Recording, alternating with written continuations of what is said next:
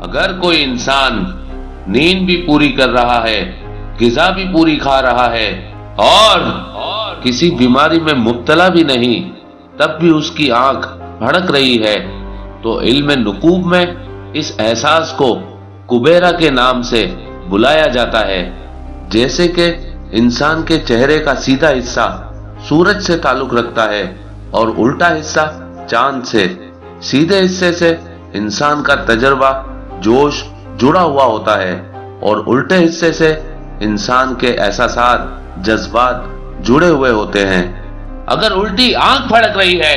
تو اس کا مطلب وہ کوئی اپنے احساسات کے دلدل میں گر کے ایسا فیصلہ کرنے والا ہے جو اسے نقصان پہنچائے گا۔ پیار، محبت، غصہ، جلد بازی، بھروسہ، ان تمام احساسات کو فائدے کی میزان میں تول کے چند ایام تک جیے تاکہ وہ نقصان اسے نہ ملے۔ لیکن اگر سیدھی آنکھ پھڑک رہی ہے، اس کا مطلب اس کے تجربات اور اس کی محنت کی وجہ سے اسے کوئی فائدہ ملنے والا ہے، تو وہ اور بھی دل لگا کے محنت کرے تاکہ اللہ اس کی منزل کو